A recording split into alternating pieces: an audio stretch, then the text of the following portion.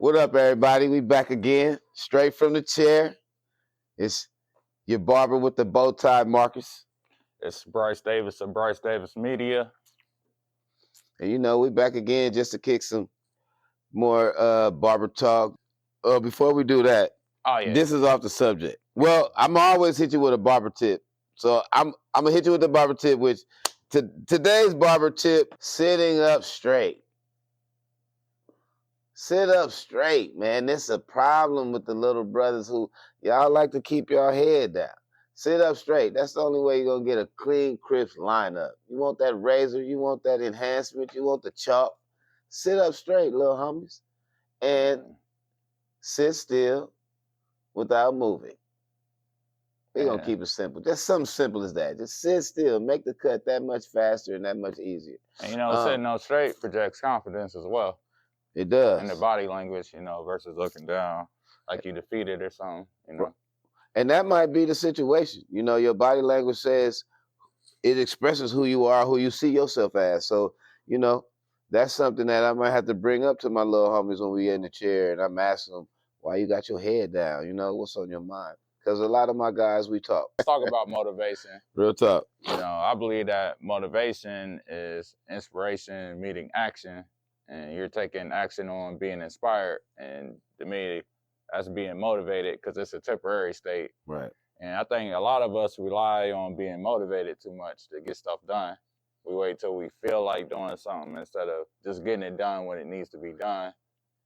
But what's your take on motivation? No, I'm feeling all that shit you're saying. You feel me? Like, because I was just thinking about this morning, I woke up, about how I be effing up my routine. You know what I mean? Like, I'm so routine based. Oh my God, dude. I'm so routine based. I get it. So it's like, okay, I ended the year. Well, last year was a crazy year because I lost my brother, may rest in peace. So honestly, mentally, emotionally, and physically, physically meaning working out and my eating habits were thrown off, man, because my brother's death was so unexpected. You know what I mean? And all the things that led up to laying him to rest and all the things that came from his death up until now, I'm really just now getting back into the matrix of things for real, you know? So it's crazy how I have long story short, I have my YouTube, it's called Motiversity. I have that when I get up in the morning, I have my affirmations. You know what I mean? Yeah, I'll be listening to different things that motivate me. I think it's important that we, going back to what you said, I don't know, because so many things went through my head just now, but just keeping on track of what you were saying, it's important to be your self-motivator. I mean, because the question for us is what motivates us. You know what I mean? Like, so we can't rely on adrenaline rush of motivation all the time. Right. You know what I mean? So I agree with you. It's like that's how we fight procrastination. But with motivation, because I'm like that. I used to rely on waiting on it like to feel. Right. You know what I'm saying? When the time is right, when the planets align, that's when I'm gonna go out and do what I'm supposed to do. And if you keep waiting like that, that's how it leads to procrastination, where you're just waiting around, waiting for that feeling to come up, and it's like, it might not come. It might not. Or when it comes, it's too late. You know what I mean? No, I totally agree with you because I fight with that. So Napoleon Green, so as men, we have to recognize what motivates us, because I think a lot of things motivate us for different reasons. You know what I mean? I'm motivated by, I'm a spring baby. I was born in March. I was raised in California. I'm motivated by warm temperature in the sun. In Ohio, between October and February, I'm struggling. Oh, yeah, that's bad. You know what I mean? I'm struggling. I got to have tasks that I carry from, indigestion. I got to have tasks that I carry from the summer and the fall into my winter to keep me through the spring. But in the wintertime, a lot of us are vitamin D deficient, and that's when the sun's least visible. So we're not able to get that vitamin D, and we know that's a mood stabilizing vitamin. So I think that's why in the wintertime a lot of us get slumped, and as soon as it starts to warm back up, the sun come back out, it's like, oh yeah, I'm ready. just paying attention to what motivates you. Yeah. You know what I mean? It's important to, just like we need to pay attention to the triggers that set us off on some low level vibration. We need to pay attention to the triggers that enhance our moods. Like motivation is just a spark in the flame of being accountable, being consistent, setting habits to succeed. You know what I mean? Motivation is the fuel that might propel you in times when you might be feeling a little low, but still focused on the goal. Because sometimes, man, because I mean, I didn't realize it, make a long story short, but for those of you who know, like, I couldn't afford to hire no carpenters, so the construction that needed to be done in the shop, of course, I did it myself. I had, a little help from volunteers from time to time, but nothing to the point that will cause me not to get burnt out on doing the work. You know what I mean? Like, that's a lot of work for one person to do, and to get it done in a certain amount of time, and to still be excited about the shit as you're doing it. You know what I mean? It's important too to compartmentalize and organize things so that you're not overwhelmed by it, task by task, what to do to get the goal done. A lot of that starts with having a clean space, working space. If your mind's cluttered, then, your work area is probably going to be cluttered and it's probably going to look crazy. So you might be less motivated to get things done because, you ain't cleared out what's up top first. So, the rest is going to follow too. So, that's just how I feel about motivation, at least. No, I agree with you. I mean, I can't beat a dead horse, for real. Yeah. So a couple of days ago, I was in the shop. My partner, we both share responsibilities, and sometimes when she's not here, I run the beauty supply store. And, I come across all kind of, even in the shop, you come across all kind of people, but the dynamic is different in the beauty supply store. So, this young lady came in, and she looked kind of frazzled, man. You know what I mean? Okay. So you can tell she's gone through something or going through something. So she coming in, trying to make it quick.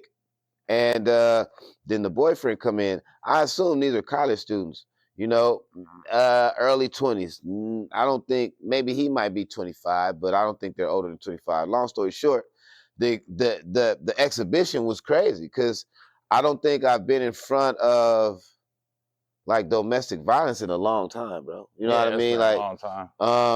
And that's what we're about to talk about, y'all. Domestic violence. Like, so she wants to get a certain type of hair. She's tired of wearing a certain style. I guess this is the style he likes her to wear. She wants to trade up. She wants to trade up.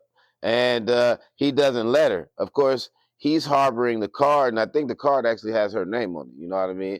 And this kind of shit kind of bothers me because it really makes us look bad, even though domestic violence it isn't race or ethnic limited. It's not limited in any particular race or ethnicity. You know what I mean?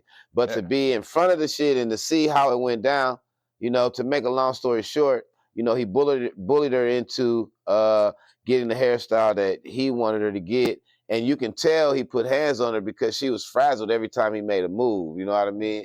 And I'm always looking you in your eye, and I'm looking at him. I'm feeling the tension, but I'm still looking him in his eye as we make the transaction. And I'm thinking to myself, I know you probably hit on this girl. You know what I mean? Oh yeah, you can usually tell. And I wanted to exert a certain level of force towards this brother, but that's not my business. And plus, what was displayed was just intimidation tactics. It wasn't really no real aggression. He didn't put hands on her in front of me. You know what I mean? But I don't know how you feel about, because we're still getting to know each other. I don't know how you feel about domestic violence or, the traditional man role of, slapping a girl up, because back in the day it was allowed, and sometimes, according to Corey Holcomb, every now and then you might need to slap them up. You know what I mean? I don't necessarily agree, but I don't necessarily disagree. But Dr. Shahrazad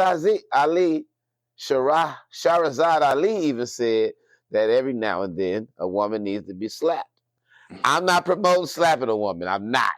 But women, y'all know when y'all take it too far. Sometimes you need a man to bring that shit back for you. Yeah, well, you know, I'm an equal opportunity. So I'm saying as far as a man, if she puts hands on you first, like, I'm not saying to go all out on her. No, I'm not saying that whatsoever. If anything, I think you should just restrain. You know what I'm saying? Because we're often bigger and stronger than women So are. you condone putting hands on a woman? No. Huh? I'm saying, like, in a sense of restraining them, right?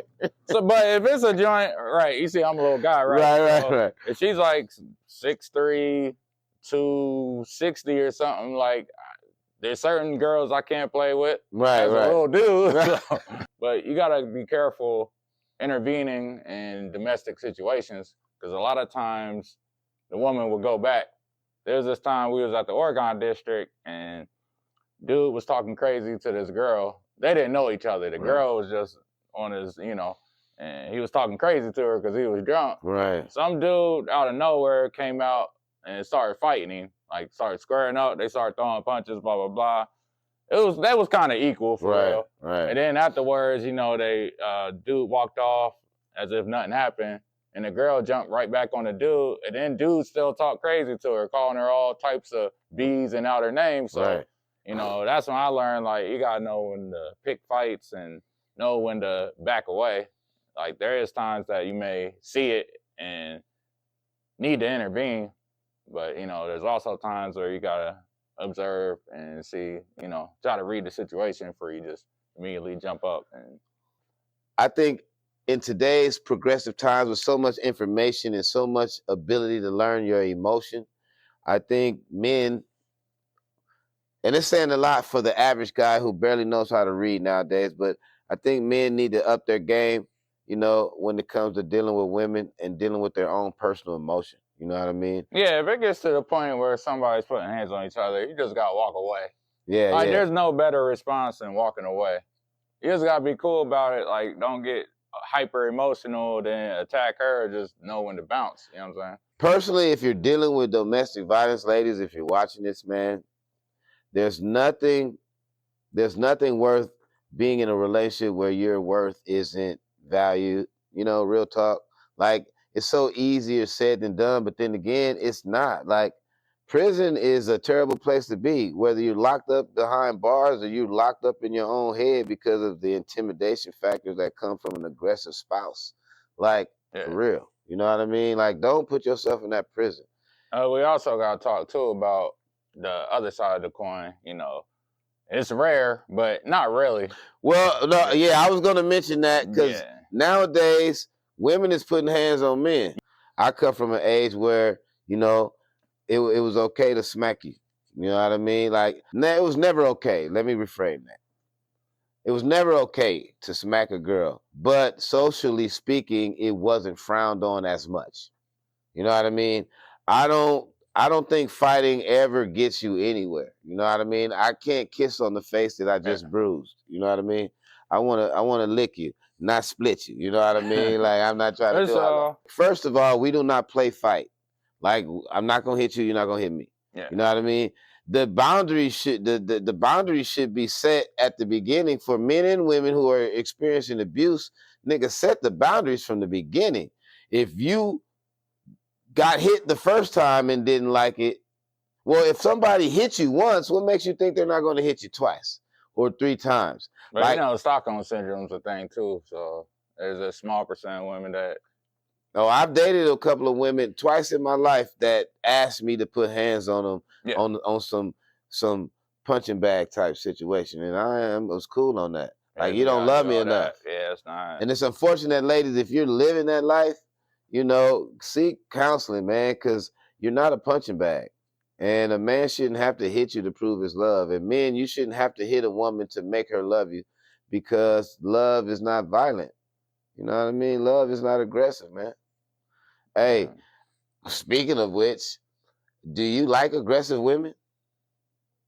No, not at all. Not at all? Not at all. So when I was younger, I did, because you know what they say, crazy in the bed, crazy in the head, something like that. So, you know, for a long period of my life, like, yeah, you know what I'm saying? Like, we go out searching for them, you know what I'm saying? Like the ratchet joints, you know, Juicy J. Well, ratchet and aggressive, are they the same thing?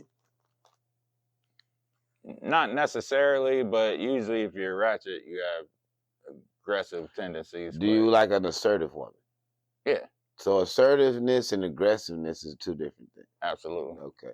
Yeah, Okay. like assertive in the sense of you telling me up front what it is versus lashing out when something goes wrong, like I'm supposed to know, that kind of thing. Right. That's the only thing I can tell you as far as like the logic behind wanting something like that is more so the crazy in the head, crazy in the bed thing kind of thing. But Respect. as far as like being seen with that or taking it serious, no, like zero toleration. Like I would agree. I would agree. Like, I don't think aggression is a feminine trait. You know what I mean? And once again, reverting back to, you know, healing the feminine energy, it's one of those things where we have to operate on our organic frequency for real, not trying to be all extra. But so aggression, it's not in it's not in in my belief, it's not in the feminine trait for a woman to be aggressive. You know what I mean? Now, passionate is something slightly different. You know what I mean? But assertiveness is definitely something I like in a woman because it allows me to know her confidence level. You know what I oh mean? yeah, Like a woman who can assert herself, and it might be mistaken for a boss bitch, but that's sexy to me too. Cause I like hood. I'm from the hood. I like a little hood in a bra. You know, I mean in a woman.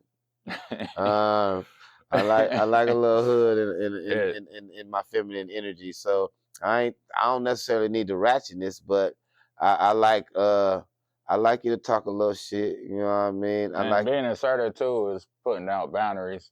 yes, sir. And one thing about boundaries is in order for somebody to respect it, you can't allow your boundaries to be crossed and then give a person a second chance to cross them again because now they know you They full of can shit. Yeah. right. They know they can cross them. Oh, she leaving? Man, she ain't going nowhere. Right. She'll I'm be not back. never talking to you again. All right, just give her a week. Right, right. Yeah. What you doing? WID. You know what I You know what I'm mean? saying? Future gave the game on that. And, and that's boundaries.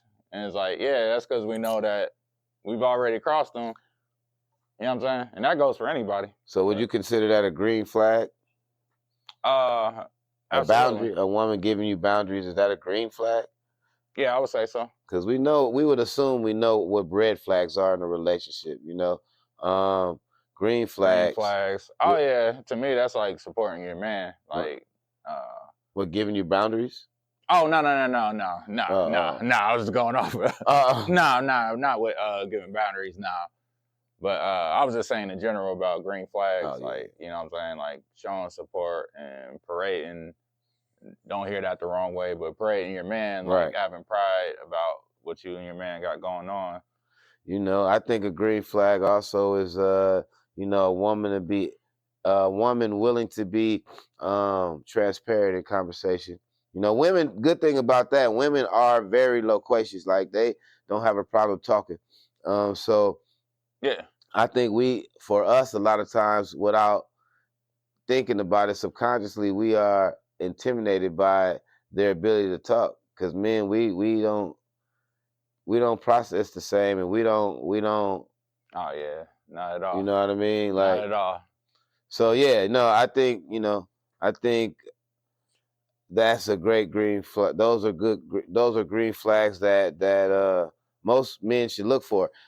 Little homies, if you're looking for, you should always have a list of things that you like about women, and you start by gathering that list from the women that are surrounded that you surround that you're in your family. The good qualities of the women that are in your family. You know what I mean?